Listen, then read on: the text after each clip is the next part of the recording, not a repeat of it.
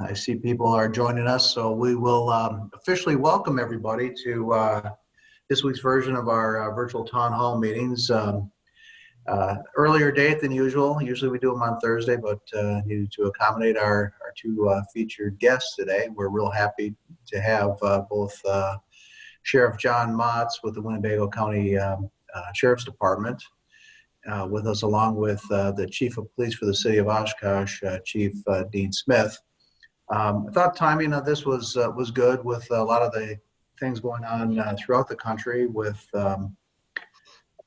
protests and Black Lives Matter and a lot of things. Local law enforcement agencies have been doing stellar work over this time, and want to commend both of you for the work that you and your teams have been doing. I think that's all been great stuff, and we'll talk a little bit more about this as we go on this morning. For the people who are listening in, thank you for joining us. If you have questions or comments, we ask that you use the icons on the bottom with either the chat or the Q&A, and please ask questions. I think those are always good when we come get those from the audience. After both Sheriff Matz and Chief Smith do their piece, we will have those questions. I will review those questions and ask those questions of our two speakers today. We will be recording this, so if others haven't been able to see this live, they can see it again on at a later time. So with that, I'm going to ask Sheriff Matz to take up his comments first, and then after John, we'll have Chief Smith. So John, if you would want to take it away. Sure. Well, I want to thank you for the opportunity to speak to everyone that is part of the Zoom meeting. Certainly, any question it's wide open. We are a transparent agency and willing to answer anything regarding the most current events, being COVID and the demonstrations that are occurring, as well as use of force and those very similar subjects.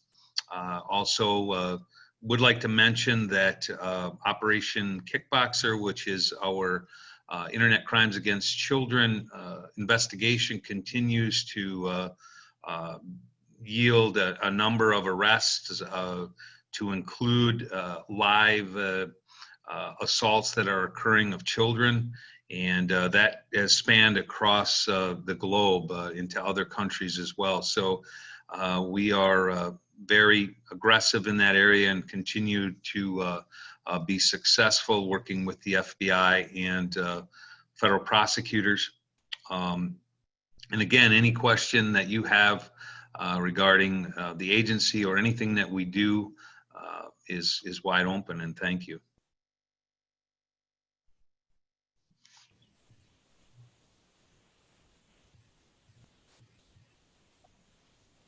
I guess we'll flip over to Chief Dean Smith. So Dean, take it.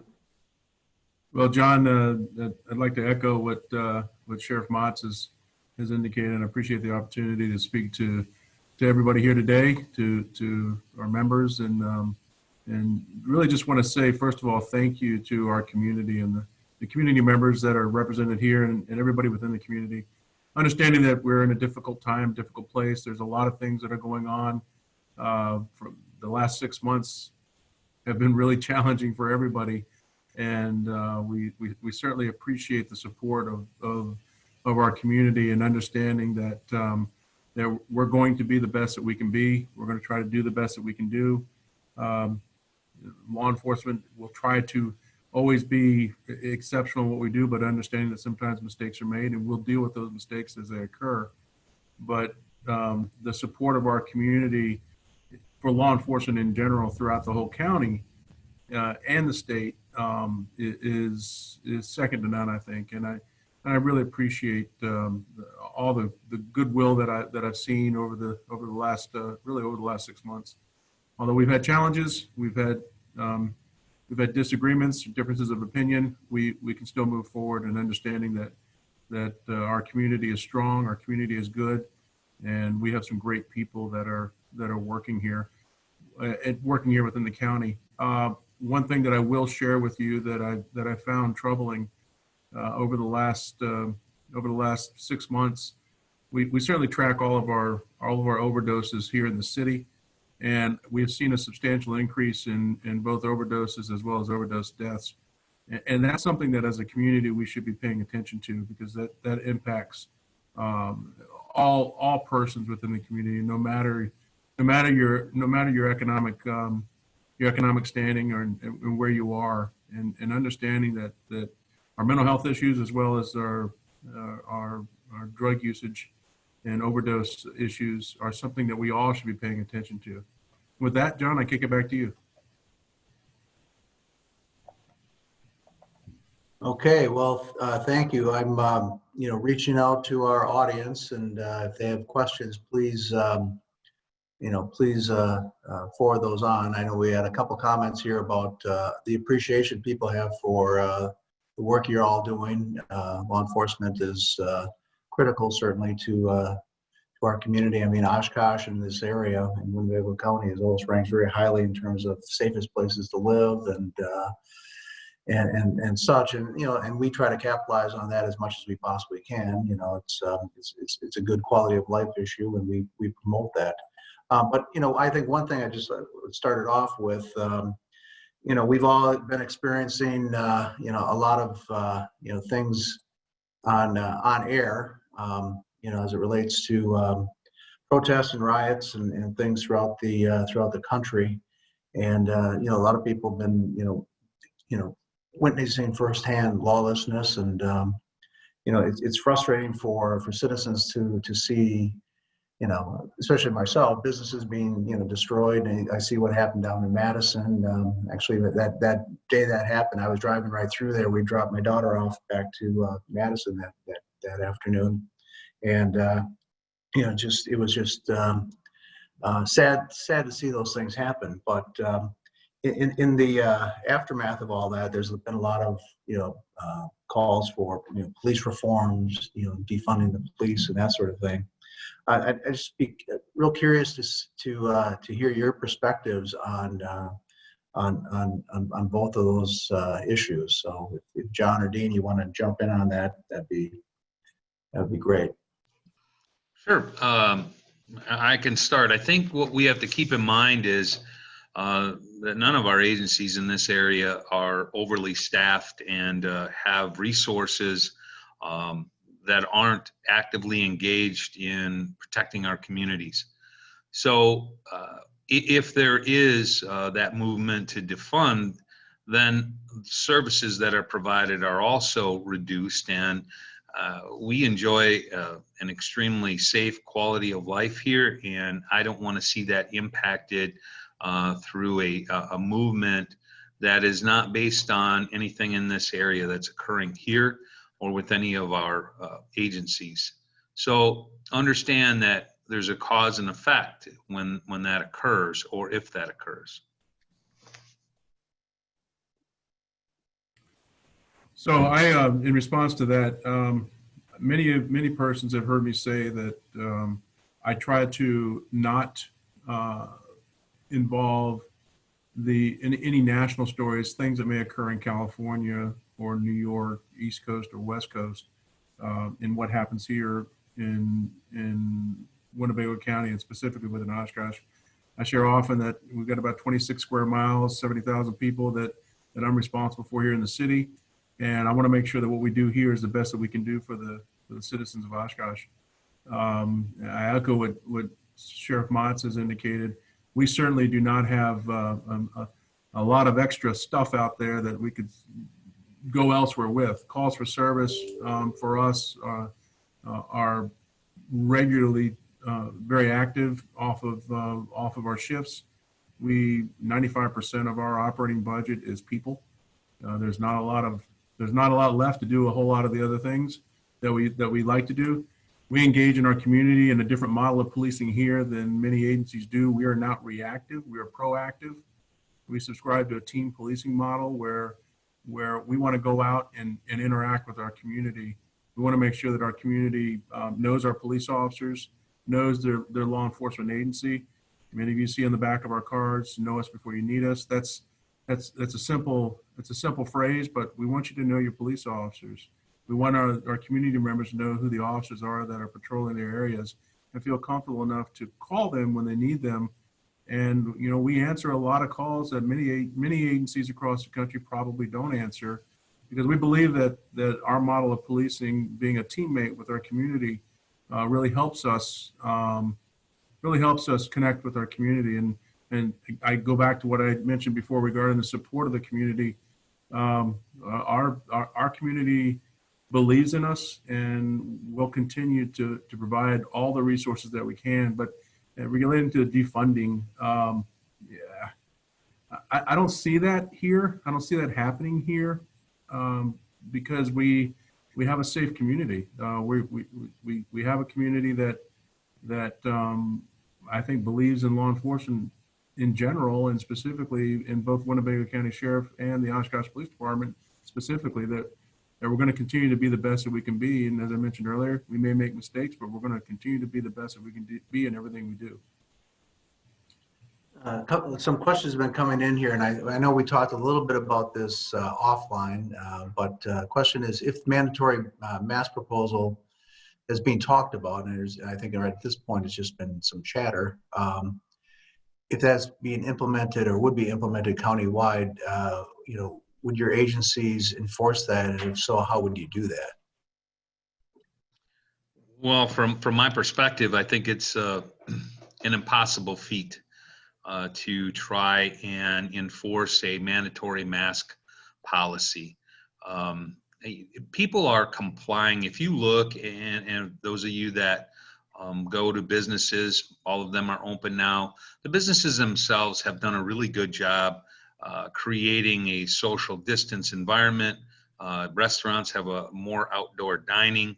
I think that the community itself has done a really good job policing themselves. And this is not a law enforcement matter.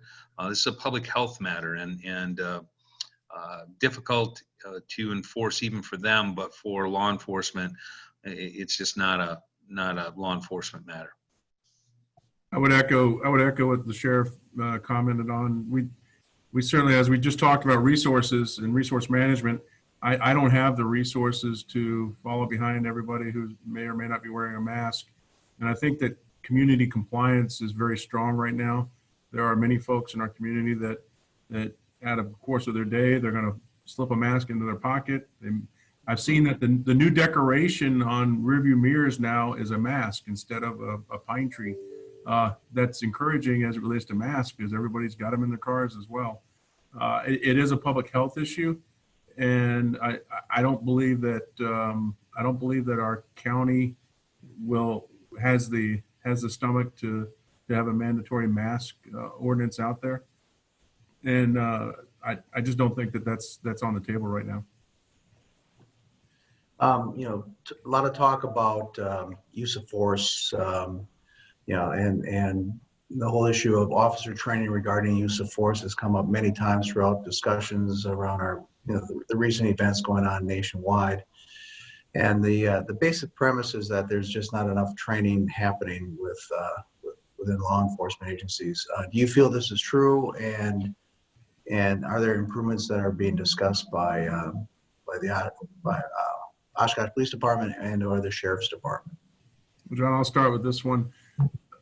Police officers across the state are required by the Department of Justice for the state of Wisconsin training and standards to go through continual training on use of force policies, starting from the very beginning within the police academy to ongoing training throughout their career through in-service. We're required and mandated to continually train on use of force. But more importantly, not just use of force, but de-escalation.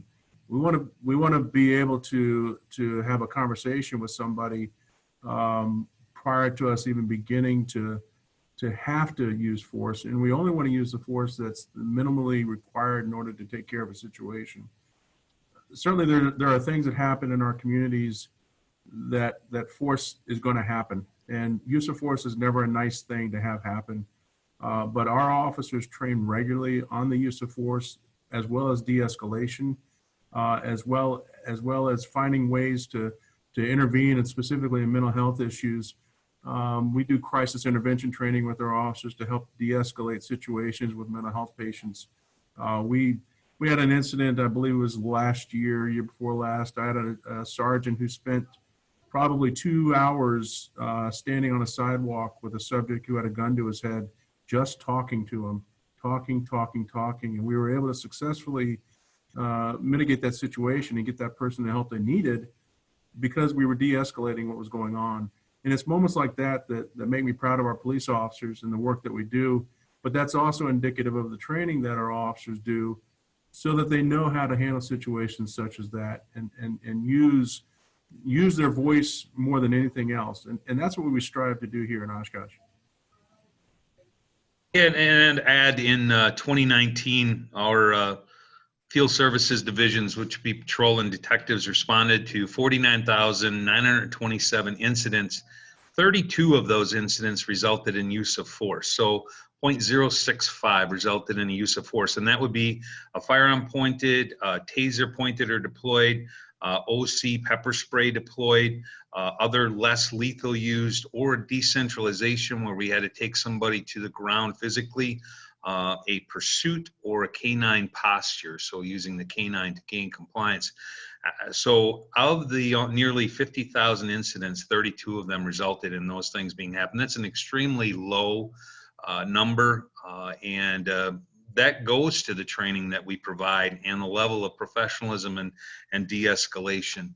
Our accreditation requires that we have annual use of force reviews, which we have put out on our Facebook page, and it talks about if there were things that needed to be changed, or one of our deputies needed counseling, discipline, whatever it might be. It is part of that use of force review.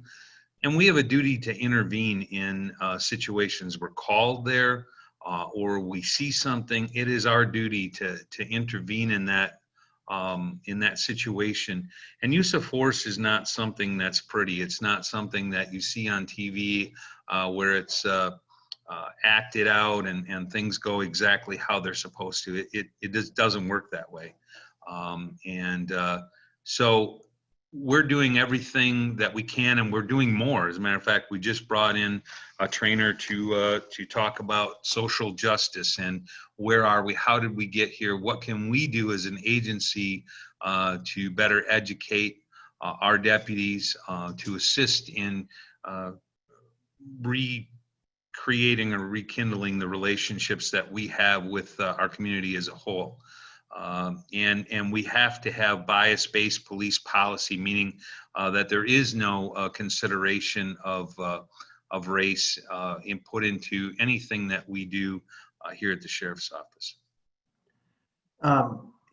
John, here's a question specifically for you. Can you speak to the strategy that you're implementing as regards to the jail and housing people during the pandemic? Is there a strategy to lower that population? Yes. So when a person is arrested and they come to our facility, they are masked. Once they get into our Sallyport area, they have to wear a mask. The arrestee, all of our employees wear a mask in any area that is accessible to the inmates. So it is the entire facility, really. And while they're before they come into our facility, we're asking questions about that are COVID related. If there's any question on whether or not they may have had contact with someone or have symptoms of COVID, they're sent to the hospital for an exam. Often there's a COVID test that is done at that point. When they come back to our facility after they've had that medical clearance, they go into an area, an isolated area. It has other inmates in it, but the socially distanced, there's enough social distance where there's no cross-contamination, and they remain there for 14 days. Then they're moved into the general public. We did have, or into general population.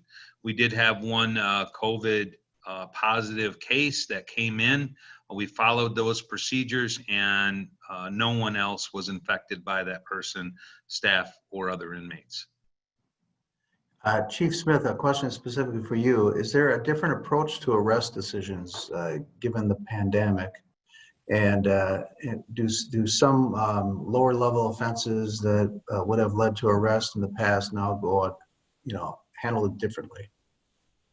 Well, the chiefs in the county and the sheriff, we've been meeting virtually since COVID started to discuss strategies such as this.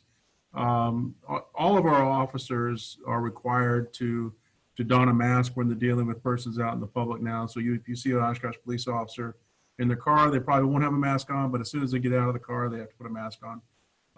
We have mandatory arrests. We have, by statute, we have to make arrests on certain things such as domestic assaults. We certainly have serious OWIs that we take people into custody for. But we have mandatories that we have to do. So we have to take precautions along the way on what we do. And many times when we take those arrests in, and as the sheriff mentioned, if there's any indication of any symptoms, we carry them to the jail. The jail does their screening at the sheriff's office, and then we're carrying them to the hospital for them to get a test done to help the partnership that we have with the sheriff's department. As it relates to lower level offenses, certainly we do referrals when we can, and we want to make sure that we're involved in the criminal justice system as a whole into the process. We have to do our job. We just have to be creative in how we do it. The question came up about morale of your officers. What do you do to keep morale positive among the ranks? Given all the things that have been going on the last several weeks. That is a daily priority for me. And sometimes we get it right here, sometimes we don't get it right. I'm not going to say we're infallible, but I spend a lot of time talking to officers, encouraging officers. We've got a lot of community support that has showed up at the department, whether it be through an email, whether it be through a gift of some food or some sort of such as that, whether it be just support through a phone call. Try to share that with officers along the way, but also meeting with the officers one-on-one and just having conversation with them and making sure that they have the resources that they need. And they also understand that the only thing we ask of them is to do a good job and let their work speak for themselves.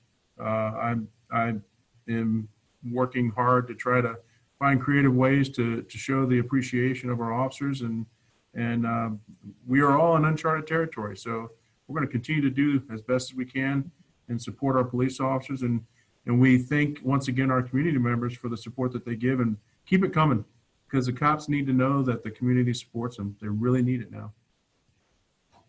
Yeah, same here. I mean, we recently, last week, I believe, put out a memo to the 207 employees and thanked them for their service. And as Dean stated, we have great community support here, and could not be more appreciative of the amounts of times that we're told, thank you for your service, when we're at calls for service, or if we're just at a gas station, whatever it might be. The support is here, and we're extremely thankful for that, and remind our deputies every day that support exists. On a related question is, how are mental health issues handled of officers? You can't imagine the amount of stress that officers are under on a daily basis. So, when issues do come up, how do the departments handle those things? We have a professional counselor that comes to our agency twice a month, and just meets with employees, talks with them about whatever it might be. And then he is also available to them during their off time, or if they wish to make an appointment. And a lot of times it involves the entire family, because this impacts the family life, certainly. And all of our law enforcement officers in the county are under an extreme amount of stress right now. It is difficult to continue to do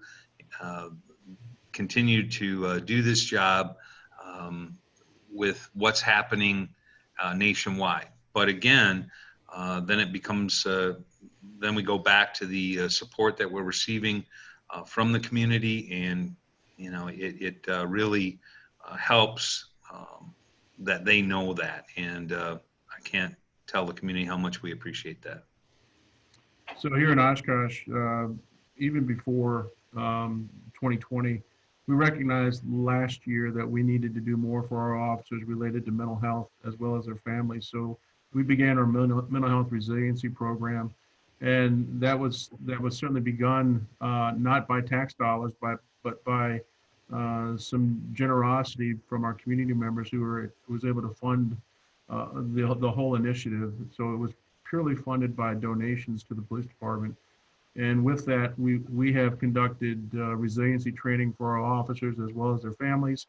We have provided, as Sheriff Matz indicated, we have a counselor that's embedded within our department that has hours here at the police department. This counselor also rides with our officers.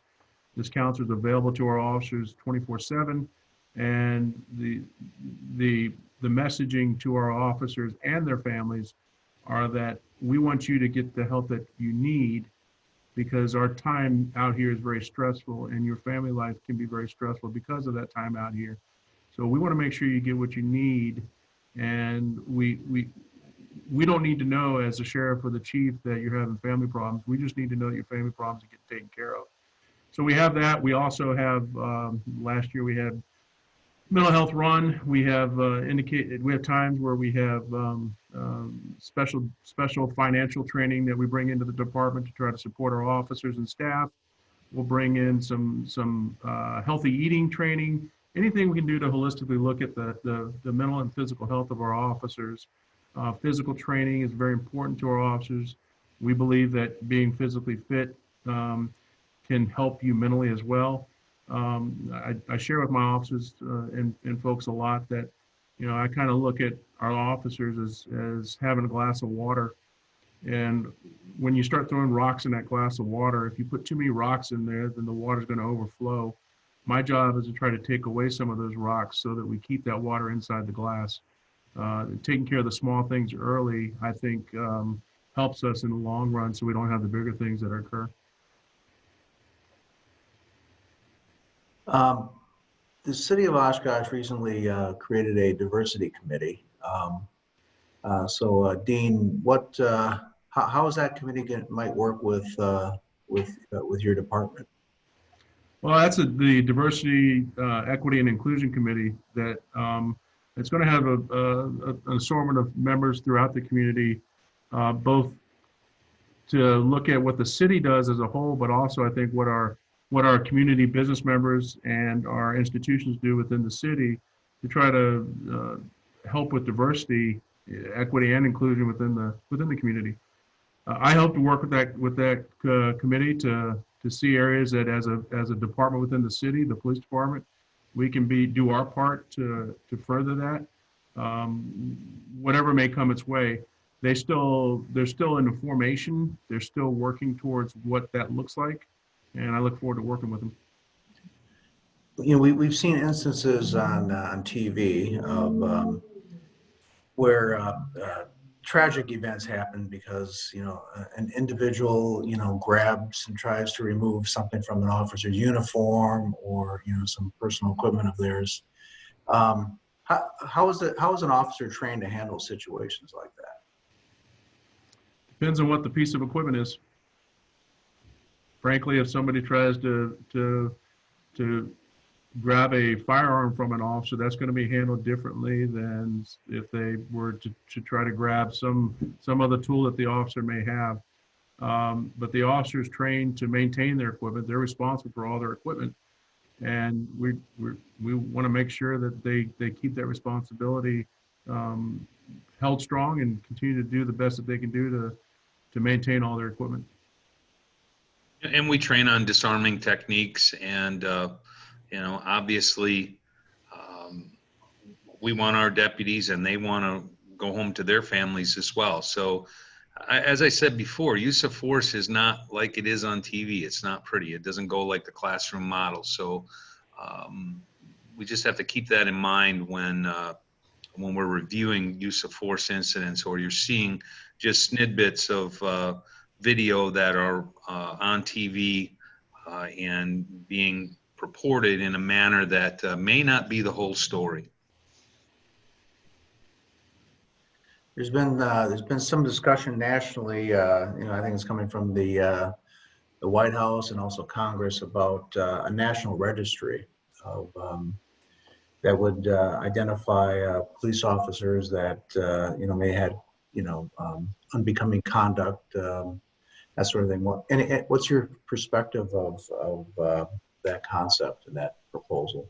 Well, there already is a decertification national database out there. We actually use that in our hiring process. We check that before any police officers hired.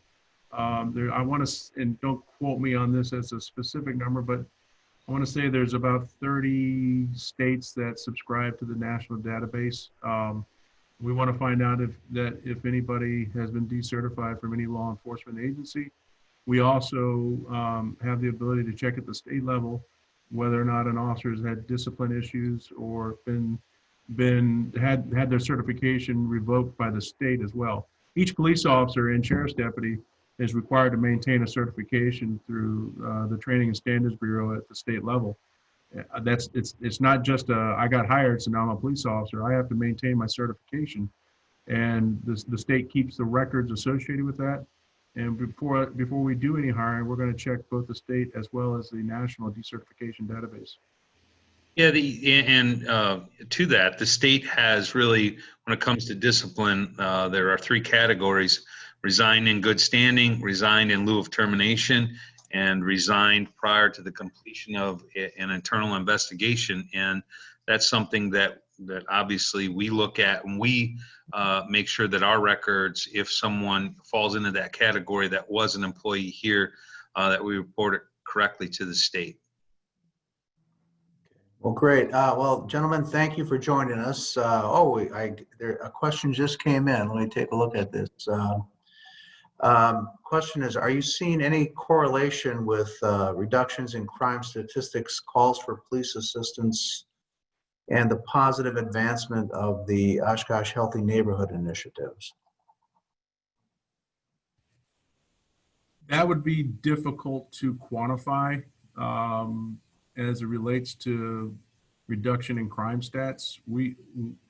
And calls for police assistance. Our calls for service are generally about 47,000 a year. But again, our calls for service many times are calls asking for assistance on any number of different things. The Healthy Neighborhoods Initiative likes to create a bond within the communities where our community members know who each other are, they know who their neighbors are, and they're able to work through specific issues within the neighborhoods. However, we as a law enforcement agency still have a responsibility to respond to any type of concerns that may be within the neighborhoods. One of the things that we've done is instituted our Relay app, which allows for our neighborhoods to immediately speak with an officer on smaller issues, where they can send photos to the officer, they can send information directly to an officer that's working within their particular patrol area. And we found that it's being successful to have a conversation with an officer right out of the gate, and we're pretty excited about that. UW Oshkosh has a police department. I see them every day on my way to work. They're always looking to grab me, I think. I probably drive a little too fast through the university, so I have to be conscious of that. But how do your departments, agencies work with the UW police force? Well, I guess, John, I'll take that, because we probably work with them the most. First of all, the chiefs within the Winnebago County, as well as the sheriff, we meet once a month, all of us. That includes the UWO police chief, to talk about issues that are occurring here within the county. Even during COVID, we've been doing virtual meetings just to understand what's happening in our adjoining jurisdictions. specifically with the chief of UWO. His officers will assist us as needed along the way. If I have a question of something in the university, he has my phone number. We call, we talk. He has the same thing. He will call me. I'll call him. We work very well together because we are a community together, and he has his responsibilities on the university, and I have my responsibilities here within the city. But law enforcement is a partnership here in the county. We all know that as goes one, goes us all, and we want to make sure we maintain that partnership.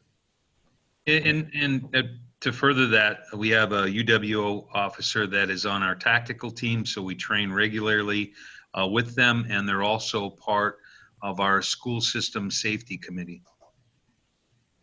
Okay, great. Well, now I see no more questions that have come in. If anybody has one quick one, now's the time to do it. Short of that, again, we'd like to thank both Sheriff Matz and Chief Smith for joining us. Every year, you guys, we lean on you heavy every year for our Leadership Oshkosh programming. I know we've had both have had staff involved with that, but the Criminal Justice Day that you guys run for us is outstanding. I went through that a couple years ago, and for me, brought on a whole new respect for what you guys do. I mean, the training that you guys had us go through is active training simulation, and I couldn't imagine being involved with a real life situation like that and be able to handle it appropriately is just very, very difficult. So again, we thank you and appreciate all you do for us. You have our support. The community has your support. Keep up the fine work that you're doing.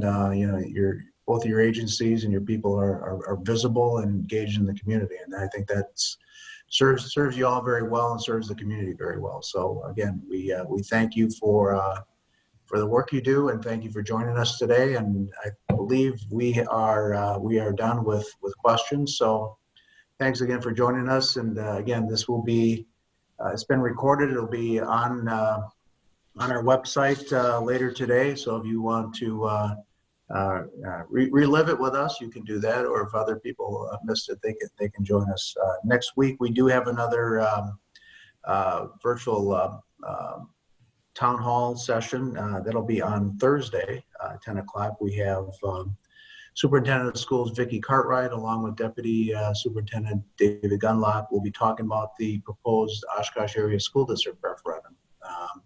I believe the day before, the school board will be discussing when they want to hold that, whether in November or April. But it's a significant, ask of the community that will be reviewing with us, and I think a lot of people will be very interested in that. So make sure you be planning to join us for that one. And again, Sheriff Matz, Chief Dean Smith, thank you very much for joining us, and we will see you next week. Thank you. Thank you. Thank you.